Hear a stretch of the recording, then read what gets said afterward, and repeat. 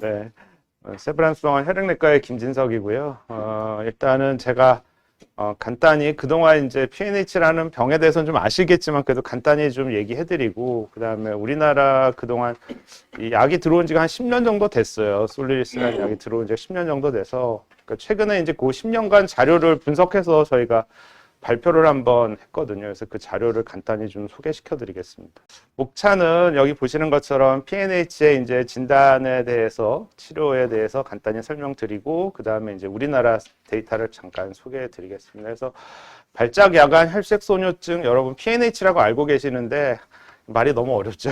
말이 많이 너무 어려운데 이게 이제 발작적으로 생긴다 그래서 이게 발작성이란 말이 붙어 있어요. 이게 왜냐하면 병이 이렇게 계속 똑같이 문제가 생기는 게 아니라 좀 좋을 땐 좋았다가 나쁠 땐 나빴다가 막 이게 이제 왔다 갔다 하는데 그게 이제 이게 결국은 우리 몸의 보채가 얼마나 활성화되느냐에 따라서 병 상태가 왔다 갔다 하는데 이 보채라는 거는 몸에 그러니까 염증이 생기면 이게 올라가요. 보채 활동도. 그러니까 감기 걸리거나 심하게 운동하거나 뭐 여자분 같은 생리하는 주기에도 나빠지고 그다음에 뭐 우리가 하여튼 심하게 운동할 때 뭐 그다음에 예방 접종할 때도 나빠지고 뭐 이럴 때 이제 일시적으로 이렇게 보채가 우리 몸에서 활성화되는데 그때마다 결국은 이 병은 이제 나빠질 수밖에 없거든요. 그래서 여기 이제 치료받지 않으시는 분들은 하여튼 그럴 때 이제 조금씩 조심하셔야 되기 때문에 제가 항상 환자분들한테 얘기하는 거는 몸 컨디션을 잘 이렇게 잘 관리를 하셔야 돼요. 그러니까 충분히 잠을 자고 휴식을 취하고 어쨌든 식사를 잘 하시고 뭐 이게 굉장히 중요하거든요. 몸 컨디션을 일정하게 유지를 하셔야지 결국은 몸에 무슨 염증이나 그런 문제가 생기면은 결국은 이게 이제 일시적으로 이렇게 악화되는데 결국은 이게 발작을 하게 이렇게 확 나빠질 때 결국 나빠지는 거예요. PNH 병은. 그러니까 혈전증도 생기고 문제가 생기기 때문에 그러니까 몸 컨디션을 잘 관리하시는 게 이제 중요하다 이렇게 이해하시면 됩니다. 그다음에 야간은 옛날에 이제 우리 몸이 보통 보면은 이제 새벽녘에 약간 산성화가 되면서 실제로 용혈이 더 많이 생겨서 아침 첫 번째 소변이 많이 용혈이 되게끔 나오는 경우가 많아요. 그래서 이제 옛날에 잘 모를 때 이런 야간이란 말을 썼는데 실제로 뭐 밤에만 용혈은 되는 건 아니고 낮에도 될 수 있는 거죠. 될 수 있는 거고. 근데 어쨌든 대부분 보면 이제 아침 첫 소변이 많이 진하게 보이는 경우가 많이 있습니다. 그래서 이런 말이 붙어 있고 혈색소뇨증이라는 게 결국 이제 적혈구가 깨지면서 그 안에 있는 혈색요가 소변으로 이제 빠져나온다 해서 이런 말이 붙었기 때문에 이게 뭐 수십 년 된 이 병이기 때문에 이제 옛날에 지어졌던 말이죠. 그래서 실제로 정확한 이런 이제 실제로 환자 상태를 반영하는 말은 아닙니다. 조금 다르긴 해도 우리가 이걸 바꿀 수는 없기 때문에 여전히 이제 PNH라는 말을 쓰고 있습니다.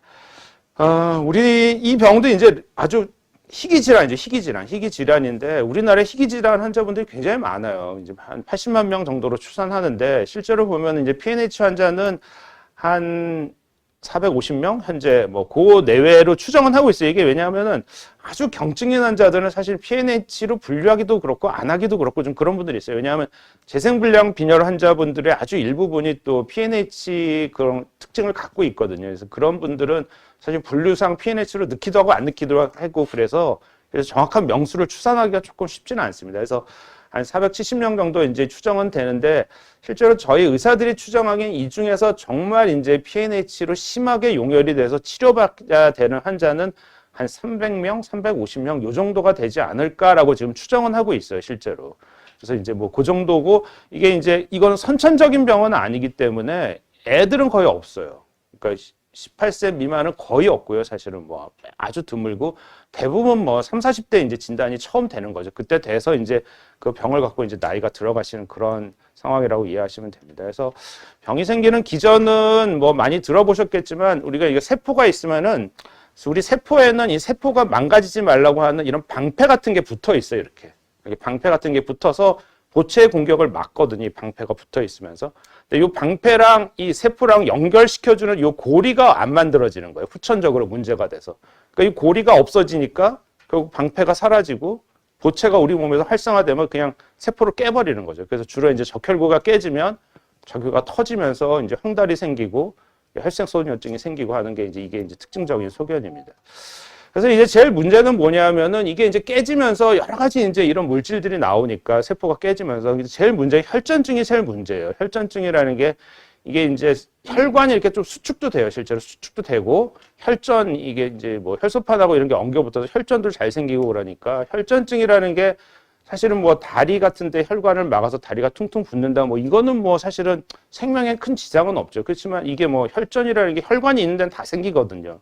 그러니까 이제 뇌로 가면은 중풍이 생기는 거고 심장으로 가면 심장 마비도 올 수 있는 거고 뭐 중요한 장기의 혈관을 막아버리면 치명적으로 올 수 있기 때문에 사실은 이제 사망 원인 중에서 가장 흔한 게 이제 혈전증이었던 거죠, 옛날에도. 그래서 이제 그런 혈전증의 증상이 있을 때 어쨌든 제일 위험한 그런 병으로 알려져 있었고, 그거 말고도 이 콩팥도 사실 알고 보면 혈관 덩어리거든요, 콩팥이라는 게. 그러니까 콩팥으로 이렇게 들어가는 혈전증들이 콩팥을 다 손상을 시키고, 그거 말고도 뭐 이제 배 복통도 생기고, 흉통도 생기고, 뭐 폐동맥 고혈압도 오고, 그다음에 우리가 삼키는 것도 어렵고 남자 같은 경우에는 실제로 이제 성기능 장애도 오고 뭐 여러 가지 이런 문제들이 실제로 이제 이 병에 관련된 합병증들입니다. 그래서 그 전체적으로 보면은 이제 혈전증은 우리나라 자료 보면 한 20% 내외 정도 이제 발생을 했기 때문에 다 오는 건 아니에요. 다 오는 건 아니지만 이 중에는 정말로 치명적으로 오시는 분들이 일부 이제 있었고요.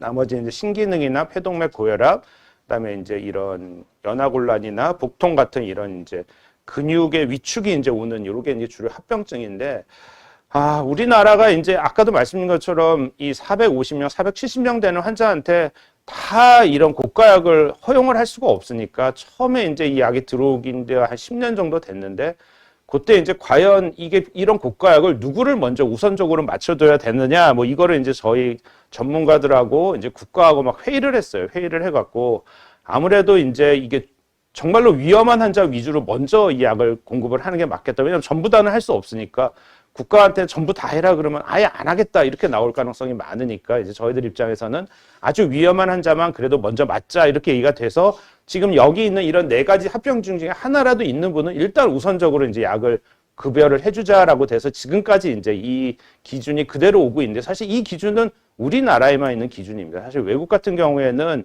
그러니까 용혈이 심한 PNH 환자는 다 이 약을 지금 이제 일본 같은 경우에도 그렇고 미국 같은 경우에도 다 공급을 하고 있지만, 우리나라는 이제 워낙 재정이 빠듯하다 보니까 그 중에서도 이런 합병증이 동반된 환자만 이제 이 약을 우선적으로 공급하겠다 이렇게 이제 얘기가 돼서 지금까지 이제 치료를 해오고 있었어요. 그래서 이 사람들이 얼마나 위험하냐 하면은 혈전증을 경험한 사람들은 실제로 사망 확률이 7배가 높습니다. 아닌 사람에 비해서. 그러니까 혈전증을 이제 한 번이라도 경험한 사람들은 그만큼 이제 사망 확률이 높은 거죠. 그래서 이런 환자든지 신장 장애, 그다음에 뭐 이런 복통 이런 문제들이 있는 사람들은 이제 먼저 저희가 이제 빨리 약을 공급해서 이렇게 사망 위험을 줄여주자 이렇게 얘기가 처음에 됐던 겁니다. 그래서 PNH 검사는 혈액 검사로 금방 알 수 있습니다. 사실 진단 자체가 어려운 건 아니고요. 이게 이제 사실 이런 용혈 빈혈이나 저희가 뭐 이게 골수 부전하고 같이 아까 잠깐 얘기 드린 것처럼 좀 동반될 수 있어서 재생불량 빈혈, 그다음에 뭐 골수 형성 이상 증후군 뭐 이런 병들이 있는 환자분들은 저희가 우선적으로 이제 PNH 검사를 이제 혈액 검사를 통해서 이제 하고 있고요. 혈액 검사는 뭐 이렇게 간단히 피 뽑으면은 우리가 이제 금방 PNH 진단을 할 수가 있습니다. 그래서 그 진단이 되고 나면은 아까 얘기 드린 것처럼 얼마나 이제 그런 합병증이 동반되느냐, 용혈이 얼마나 심하냐에 따라서 저희가 치료법을 결정을 해요. 치료법을 결정을 하는데, 사실은 이제 초반에 그 PNH 증상이 심하지 않고 뭐 이런 분들은 그냥 뭐 가끔 이렇게 와서 피 검사만 하고 이렇게 다니시는 거고, 그게 이제 너무 심한 분들은 계속 수혈을 받게 되거든요. 실제로 뭐 2달에 한 번, 석 달에 한 번 수혈을, 용혈이 심하니까 수혈을 받게 되는데, 이제 그런 분들 중에서는 어쨌든 아까 같은 합병증이 동반되냐 안 되냐를 우리가 면밀하게 검토해서 어쨌든 국가에다가 이제 이 약제를 이제 신청을 하게 되는데, 그게 이제 약물요법인 거죠. 약물요법을 하게 되는 거고, 사실 이런 약이 나오기 전에는 예전에는 아주 중증 환자를 대상으로 조혈모세포 이식이라는 걸 했어요. 우리가 급성 백혈병 때 쓰는 동정 조혈모세포 이식이라고 해서 이제 남의 형제나 이렇게 이제 남의 골수를 몸에 넣어서 이제 이식하는 방법을 썼는데, 조혈모세포 이식은 어쨌든 저희가 그렇다고 아주 경증 환자를 할 수가 없거든요. 이것도 이제 위험성이 있기 때문에 좀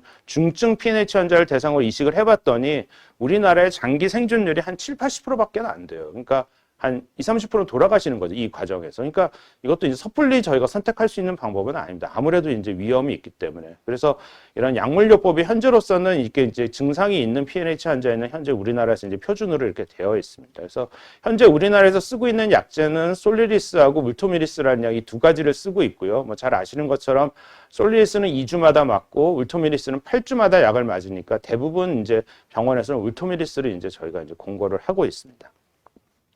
그래서 이 솔리리스라는 약이 지금 우리나라에 이제 승인된 지가 이제 10년이 조금 넘었습니다. 10년이 조금 넘어서 이거를 이제 우리가 이 데이터를 좀 정리를 한번 해봤는데 외국에서도 이렇게 나와 있었어요. 이게 PNH 환자가 이 실제로 이제 예전에 치료 안 받는 환자의 생존율이 이렇게 떨어져요. 이렇게 생존율이 떨어지는 게 뭐냐면은 10년 생존율을 보면은 이렇게 봐서 한 50% 내외밖에 안 돼요. 그러니까 PNH 진단받고 이런 치료를 안 받은 옛날 환자들은 10년 살 확률이 절반밖에 안 됩니다. 이렇게 이제 저희가 얘기할 수 있었는데 이게 이제 이 약이 들어오면서 이렇게 바뀌었던 거죠. 외국 데이터를 보면 5년 생존율이 95%. 그러니까 굉장히 이제 좋게 나와서 우리나라도 정말 이런지에 대한 이제 자료들을 저희가 정리해 봤더니 우리나라의 80명 환자를 데이터로 이제 저희가 분석을 해서 이번에 보고를 했는데 96.2%. 80명 중에 이제 2분이 돌아가셨는데 두 분 다 이 병으로 돌아가신 게 아니라 한 분은 이제 암 때문에 돌아가셨고 한 분도 기저 이제 다른 혈액 질환이 악화되면서 감염으로 돌아가신 거니까 결국 PNH로 돌아가신 분은 한 분도 없었던 거고 그분들은 다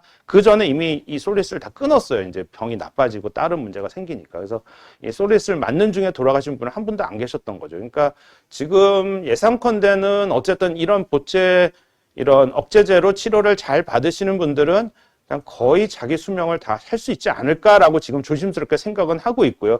사실 이런 자료가 중요한 게 뭐냐면은 약이라는 게 사실은 처음에 저희 머릿속으로는 아, 이 약은 잘 들으니까 뭐 5년, 10년 환자분들이 잘 살고 잘 갈 거야.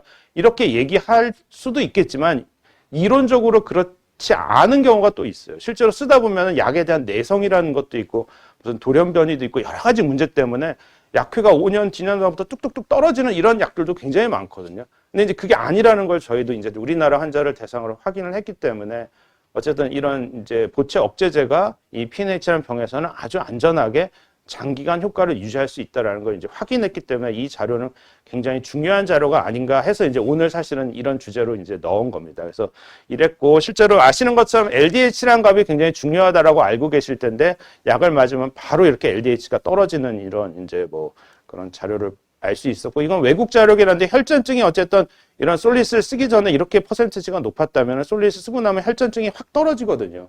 우리나라 환자분들은 실제로 약 투약되고 나서 새로 생긴 혈전증은 한 분도 안 계셨습니다. 그러니까 어쨌든 솔리스 쓰고 나서 모든 분들이 이제 혈전이 새로 안 생기고 잘 지낼 수 있었다라는 걸 이제 확인할 수 있었고 우리는 이제 혈전이 생겨서 약을 투약한 사람이 한 20분 정도 됐었는데 우리가 이제 6개월, 1년째 다시 검사를 좀 해보니까 혈전이 다 없어졌어요, 대부분. 그래서 실제 남아있는 환자는 6명밖에 안 됐고 이것도 이제 흔적이죠. 뭐 이렇게 중풍이 생기면 흔적이 좀 남잖아요, MRI에. 이제 그런 흔적이지 활동성 있는 혈전은 없고 그래서 어쨌든 새롭게 생긴 혈전도 없었고 그래서 이 약을 투약받으면서 그 전에 동반되던 합병증들이 상당히 많이 개선됐음을 저희가 이제 확인을 할 수가 있었습니다. 그 다음에 이제 신기능 때문에 저희가 약제를 투약받는 환자분들이 꽤 많았어요. 근데 신기능도 보면은 급성 신부전으로 우리가 약제를 투약받은 환자들 중에 61%는 완전히 정상 신장 기능으로 돌아왔거든요. 그러니까 어쨌든 이렇게 신기능이 처음에 심하게 오더라도 약을 빨리 투약하면 이렇게 신기능이 다 돌아올 수 있다. 뭐 이런 것들을 이제 이 자료를 통해서 확인을 할 수 있었습니다. 그다음에 이제 증상들도 뭐 이렇게 그 전에 비해서 피로, 뭐 호흡곤란 이런 것들도 이제 치료 들어가서 이제 많이 재서 대부분 환자분들이 이런 증상이 많이 개선됐다. 뭐 이런 걸 확인할 수 있어서 아무튼 솔리리스란 약을 쓰고 우리나라에서 결국은 이제 장기간 10년간 추적 관찰한 자료를 보면은 효과적이고 안전했다.